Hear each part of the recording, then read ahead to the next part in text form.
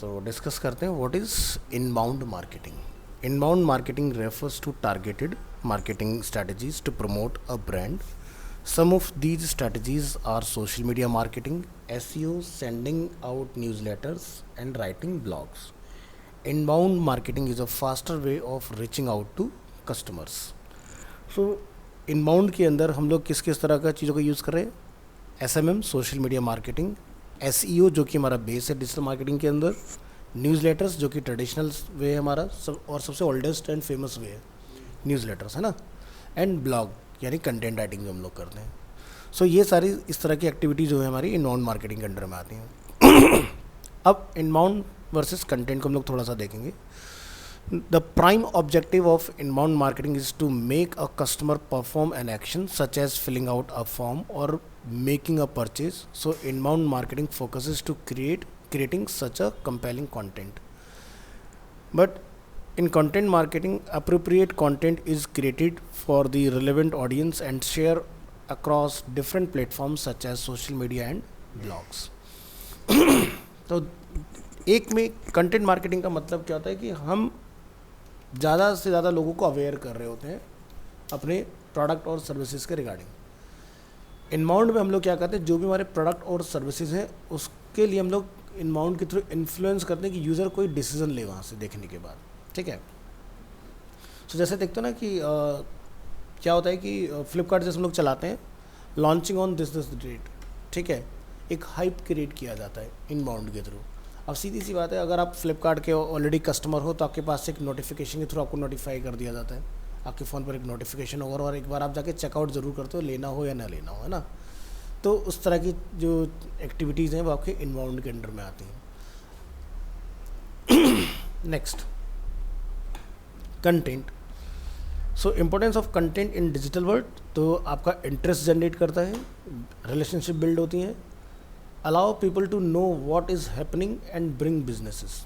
तो जब तक आप किसी को अवेयर नहीं करोगे, कोई उसके बारे में नोन टू नहीं होगा, तब तक आप अपने प्रोडक्ट को किसी एंड यूज़र तक नहीं दे पाओगे। सो देखते हो ना, कुछ दिल्ली एनसीआर में क्या होता है कि कुछ ना फेयर्स लगते हैं, मेले वगैरह जो होते हैं ना, वहाँ पर कुछ बड़े बड़े मतलब सस्ते में यूनिक से प्रोडक्ट दिखाते हैं कि भाई ये देखो, जैसे एक वाटर ऑब्जर्विंग टॉवल है, मैजिक टॉवल के नाम से निकाल दिया। तो वैसे लोगों को पता नहीं होता, लेकिन जब वो उस एग्जीबिशन में फेयर में उसको देखते हैं, कहते हैं हाँ भाई यार चलो किचन वगैरह में कहीं पर वो काम आ जाएगा, क्योंकि कई बार पानी गिर जाता है या कुछ गिर जाता है सरफेस के ऊपर, तो उस वेट को कंज्यूम करने के लिए। या फिर जैसे कई बार कहता कुछ फंसा होता है तो उसको पकड़ने के लिए कुछ टूल्स आते हैं इस फ्लेक्सिबल वाले, जो जनरली हमें डे टू डे लाइफ में मार्केट में नहीं दिखाई देते, बट वहाँ पर हमें देखने के लिए मिलता है। और वहाँ से इस तरह से वो लोग क्या करते हैं, उन चाइनीज़ प्रोडक्ट के ऊपर एक अच्छा सा सेल्स जनरेट कर लेते हैं, ठीक है। सो पहली चीज़ ये है कि अब हर बार हर वक्त तो पॉसिबल है नहीं फेयर लगाना, वो एक पर्टिकुलर टाइम के लिए तो 15-20 दिन या मैक्स टू मैक्स मंथ के लिए होता है, और वो जगह बदलती रहती है ना, अलग अलग जगह पर जाके वो लोग अपना काम करते हैं।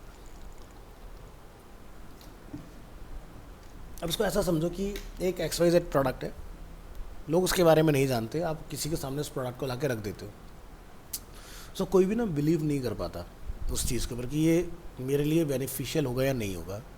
एक होता है कि मार्केटिंग वाला बंदा जो है वो इतना, मतलब दो तरह की मार्केटिंग होती है ना, एक होता है कि भाई सेल्स पर्सन सामने आता है जो डोर टू डोर सेलिंग हम लोग करते हैं, एक होता है कि सेलिंग वाला बंदा जो है वो डिजिटली कैंपेन को रन कर रहा है और वो लोगों के दिमाग को उसके लिए प्रिपेयर कर देता है एडवर्टीजमेंट के थ्रू कि भाई ये XYZ प्रोडक्ट है, और लोग धीरे धीरे उसको देखते हैं, उसके रिव्यूज़ वगैरह देखते हैं, जाके उसको देखते हैं भी किसी ने उसका डेमो वगैरह रिव्यू वगैरह का प्रोडक्ट का कर रखा होगा, तो उसके बेसिस पर डिसीजन होता है।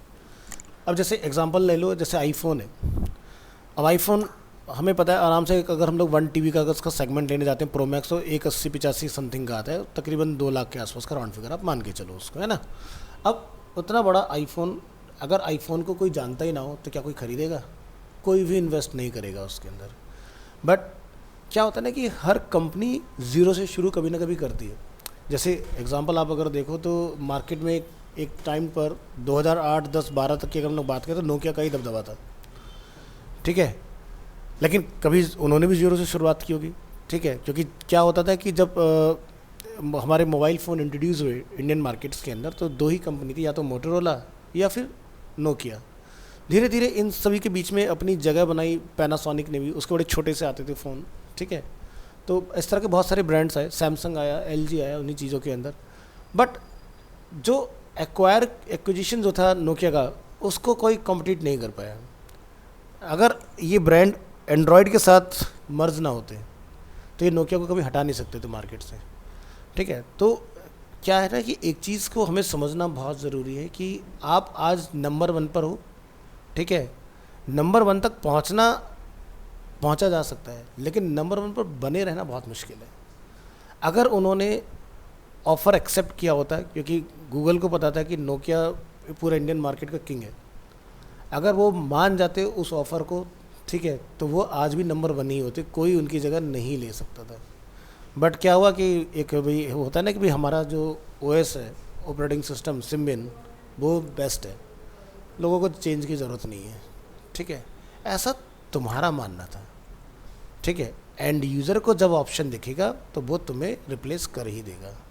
एंड भाई सीधी सी बात है, नोकिया जैसे फ़ोन से हम लोग कुछ इंस्टॉल थोड़ी ना कर पाते थे, जो प्रीलोडेड ऐप्स आते थे वही हम लोग चलाते थे।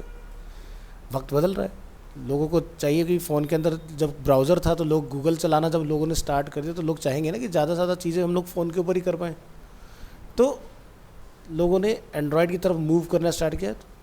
बिलीव करना थोड़ा सा टफ था, क्योंकि उस टाइम में सैमसंग जैसा फ़ोन क्वार्टर कीपैड के साथ एंड्रॉयड के साथ मार्केट में आ रहे थे, तो सैमसंग को वहाँ से जगह मिली एंटर होने की। नहीं तो सैमसंग कौन पूछता था फ़ोन के अंदर, कोई नहीं पूछता था। सो पहली चीज़ ये है कि आपको वक्त के साथ चलना ज़रूरी है, ऑडियंस को अवेयर करना ज़रूरी है। अवेयर करोगे नहीं तो सेल्स अच्छी जनरेट नहीं कर पाओगे। प्रोडक्ट ज़रूर बिकेगा। जैसे एग्जांपल के तौर पर ऐसा समझो, अगर ऑटोमोबाइल की हम लोग केस स्टडी उठा के देखते हैं तो क्या होता है कि हर महीने मतलब कुछ ब्रांड ऐसे हैं जो 15-15 हज़ार यूनिट तक सेल कर डालते हैं। एक ब्रांड की एक ही कार की 15,000 यूनिट सेल हो जाती हैं, ठीक, एक महीने में।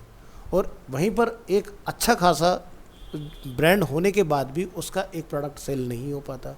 जैसे एग्जांपल के तौर पर ऐसा समझो कि जैसे टोयोटा बनाता है इनोवा, ठीक है, हाई क्रॉस।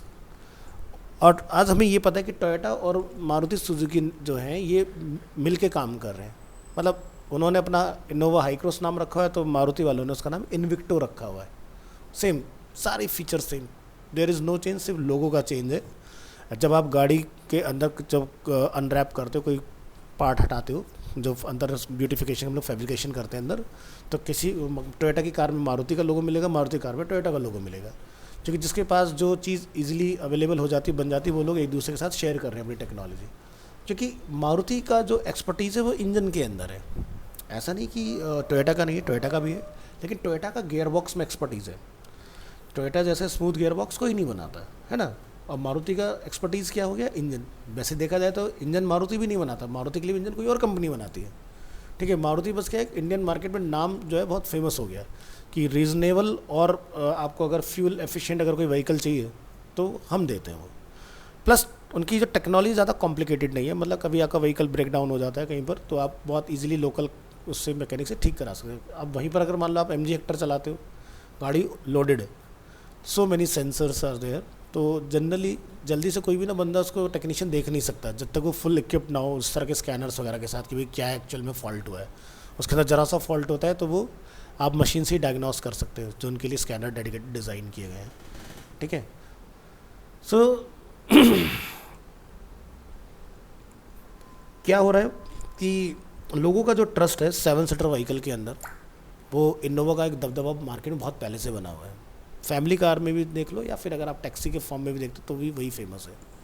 जैसे हमारे यहाँ पर टैक्सी में अगर माइक्रो उसमें हम लोग देखते हैं तो वैगन आर साथ आपको टैक्सी में मिलेंगी या फिर स्विफ्ट डिज़ायर मिलेंगे। ऐसा नहीं बाकी ब्रांड की नहीं है, उनकी भी आती है। जैसे अगर आप देखोगे होंडाई की तो एक्सेंट भी अवेलेबल है, ठीक है। हर किसी ब्रांड की अपनी अपनी कमर्शियल व्हीकल आता है। बट मेजॉरिटी अगर आप जो रोड पर देखोगे तो वो या तो वैगन आर मिलेगी आपको या फिर डिज़ायर मिलेगी आपको। ये सबसे ज़्यादा आपको ये व्हीकल्स मिलने वाले हैं।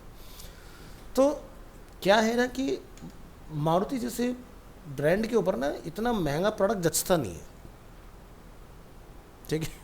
उन्होंने 35 लाख की गाड़ी बना के तैयार कर ली मार्केट में। अब कोई 35 लाख अगर मारुति की गाड़ी लेने जाएगा तो 5-10 लाख और लगा के ऑडी ना ले आए क्या? एंट्री लेवल पर वो गाड़ियाँ अवेलेबल नहीं है?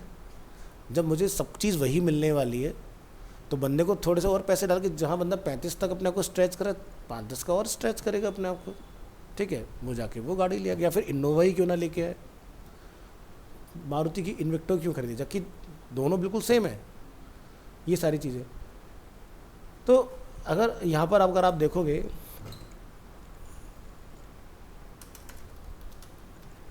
Top selling car in India जुलाई अगस्त चल रहा है ना, तो जुलाई की हम लोग बात करते हैं।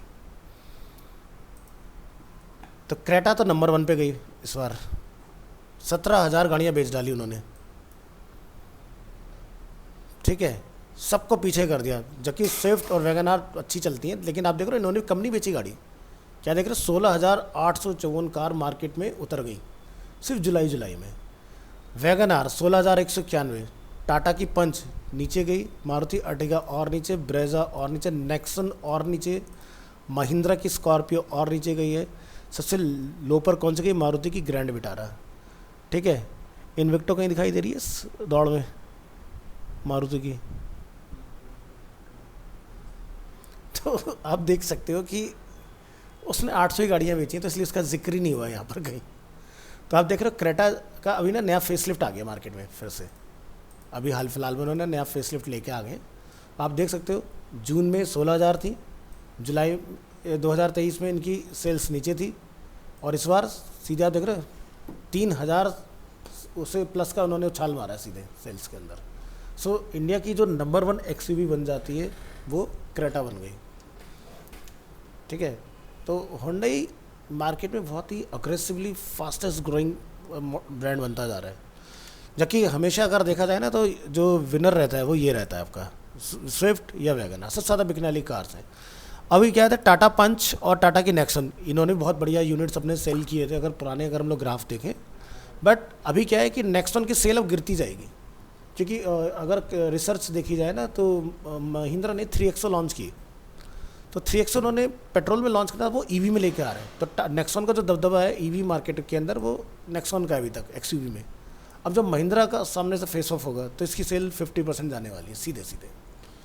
क्योंकि टाटा के साथ में एक प्रॉब्लम है, टेक्नोलॉजी उनकी सब कुछ बढ़िया है, सारी चीज़ें, लेकिन उनका बॉडी मतलब स्टील मैन्युफैक्चरर है, मतलब वो लोग स्टील सबसे ज़्यादा उत्पादन करते हैं, है ना, प्रोसेसिंग का जो काम है उनका। लेकिन उसके बाद उनकी कार के अंदर जो प्रॉब्लम है सबसे बड़ा, उनकी जब व्हीकल कोई बनता है तो उसमें ना तो तरीके से पेंट जॉब होता है ढंग से, रस्टिंग का प्रॉब्लम सबसे ज़्यादा है, आपके साल भर के अंदर गाड़ी में जंग लग जाएगा। वहीं पर मारुति सबसे पुअर क्वालिटी का बनाता है, अगर बॉडी देखो सबसे ज़्यादा कलेप्सिबल बॉडी नहीं की है, मतलब टक्कर लगी ख़त्म, लेकिन रस्टिंग नहीं होती, जबकि खरीदता टाटा से ही है। क्योंकि स्टील का उत्पादन कौन कर रहा है, टाटा कर रहा है, लेकिन टाटा उस चीज़ को नहीं कर पा रहा जो बाकी लोग कर पा रहे हैं, लेकिन उसके बावजूद भी ये लोग उसमें नहीं टिक पा रहे। आज टाटा इतना आगे क्यों जा रहा है, क्योंकि भाई उनके पास जैसे कि रेंज रोवर वगैरह इस तरह के उन्होंने ब्रांड को एक्वायर किया है, जैगुआर को एक्वायर किया, तो उनकी डिज़ाइनिंग फिलॉसफी बहुत अमेजिंग है। आप देखो उनकी जितनी कार्स आ रही हैं नई नई मार्केट के अंदर, डिज़ाइन फेसलिफ्ट बड़े अमेजिंग है, बट वो मात एक ही चीज़ में खा रहे हैं, आफ्टर सेल सर्विस उनके एम्प्लॉयज़ का बहुत अच्छा फीडबैक नहीं है। सिमिलरली महिंद्रा, उनके यहाँ भी अगर आप जाओगे तो बड़े अजीब एटीट्यूड है उनके, और वहीं पर अगर आप होंडई वगैरह जाओगे तो आपको इतना तरीके से डिलीवरी तक आपको इस तरह से पैम्पर करके रखते हैं वो लोग कि कस्टमर जाए ना छोड़ के। लेकिन वहीं पर टाटा और उसमें जाओगे सर 6 महीने का टाइम लगेगा, उससे पहले तो नहीं आ पाएगी गाड़ी आपकी, ठीक है। या महिंद्रा सर 1 साल की वेटिंग चल रही है, इस तरह के। तो जिसको गाड़ी लेनी है तो उसको मतलब उसको नीड है ना, वो 1 साल बाद का कैसे चलेगा, वो कोई दूसरा खरीद के ले आएगा। तो वहीं पर मारुति क्या है, वो कभी नहीं कहता कि आपको 6 महीने वेट करना पड़ेगा। सर आप बुकिंग कराओ, जितना जल्दी हो सकता है हम देने की कोशिश करेंगे, मे भी हफ्ता मे भी महीना, जो भी होगा देखेंगे, बेस्ट से बेस्ट जितना जल्दी हो पाएगा। और ये डिलीवर कर देते हैं, हफ्ते भर में गाड़ियाँ दे देते हैं लोगों को, वेट नहीं कराते ज़्यादा। इसीलिए मार्केट में सबसे ज़्यादा जो यूनिट अगर आप उठा के देखोगे तो मारुति की ज़्यादा यूनिट्स जाती हैं हमेशा।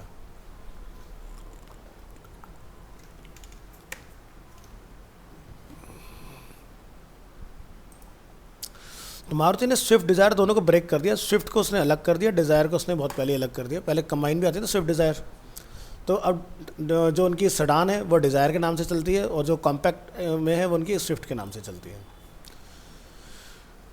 बाकी इनका प्लस पॉइंट एक और है कि भाई इन्होंने क्या करा इंडियन मार्केट को देखते हुए, क्योंकि आजकल फीमेल्स ज़्यादा एक्टिव हैं जॉब्स वगैरह के लिए, तो उन्होंने ऑटोमेटिक सभी कार निकल, चाहे वो वैगन आर हो वो भी ऑटोमेटिक आती है, इनकी हर कार इनकी ऑटोमेटिक है।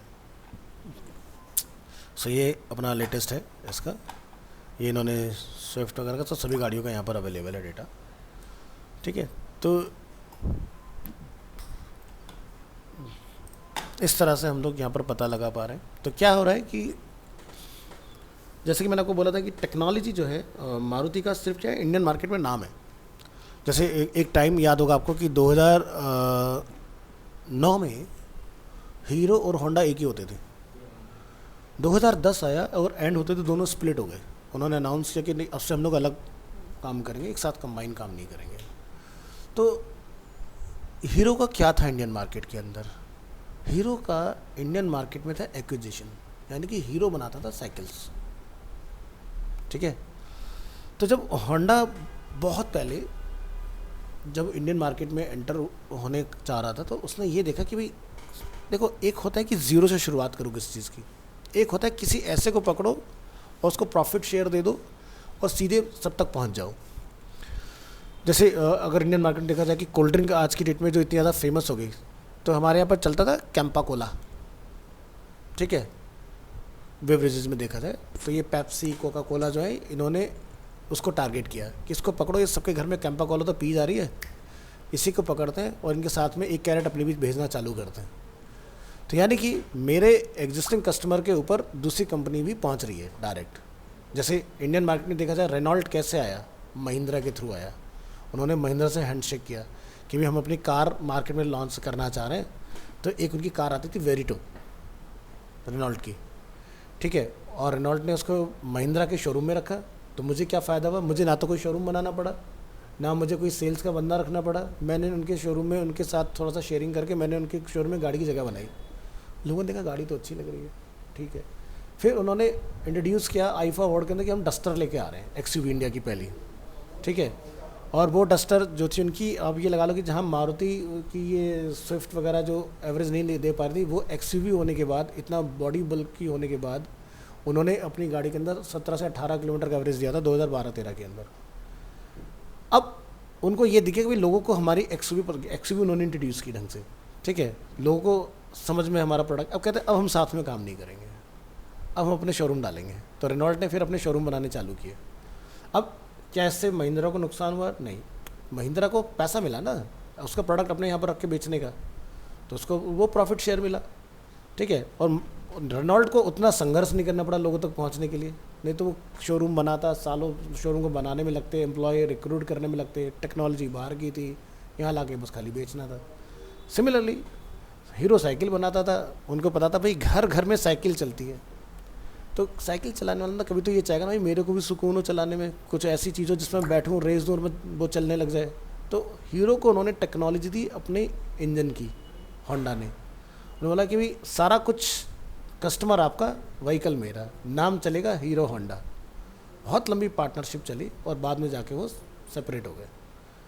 ठीक है, इस तरह से। तो जैसे कि Maruti Suzuki, Maruti Indian brand है, सुजुकी बाहर का ब्रांड है, लेकिन दोनों ने हैंडशेक किया कि भाई मारुति इंडिया में काफ़ी फेमस है, तो इसको टेक्नोलॉजी सुजुकी का इंजन दे दो। ठीक है, तो देखते हो बहुत सारे नाम जब भी आप पकड़ोगे ना, तो आपको पता चलेगा एक इंडियन है और एक बाहर की टेक्नोलॉजी है, एक इंडियन एक बाहर की टेक्नोलॉजी। ठीक है, ऐसे ही होंडाई तो पूरी बाहर की है। ठीक है, होंडाई ने तो इंडियन मार्केट में बहुत संघर्ष किया, तो उन्होंने एक ऐसा चेहरा पकड़ा जो सबसे ज़्यादा फेमस है, शाहरुख खान। और उनकी पिक्चर आई चुपके चुपके, नहीं वो आई थी उनकी, क्या नाम, स्वदेश करके एक मूवी आई थी उनकी, उसमें उन्होंने दिखाया। एक और मूवी आई थी शाहरुख खान की, उसके अंदर उन्होंने जिप ड्राइव, इन्होंने सेंट्रो को लॉन्च किया और उसको फेमस बना दिया। फिर इन्होंने i10 का उसी से कराया, 20 का उसी से कराया। जैसे हमारे यहाँ 30 नहीं आती i30, लेकिन इंडिया से बाहर 30 खूब चलती है, बहुत प्रीमियम क्लास की कार है। तो कई बार क्या होता है, जब कोई सब साथ नहीं देता तो ऐसा फेस पकड़ो जिसको दुनिया चाहती हो। अब वो अगर कह रहा है तो भाई लोग इन्फ्लुएंस तो हो ही जाते हैं ना।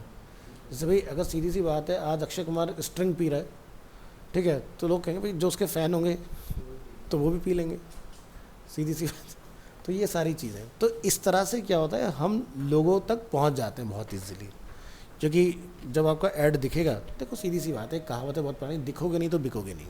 भाई मेरे पास दुनिया की टॉप नॉच टेक्नोलॉजी है, मुझे पता है ना, दुनिया को थोड़ी ना पता है। बताओगे तभी तो पता चलेगा ना दूसरे लोगों को। तो इसलिए मार्केटिंग बहुत ज़रूरी है।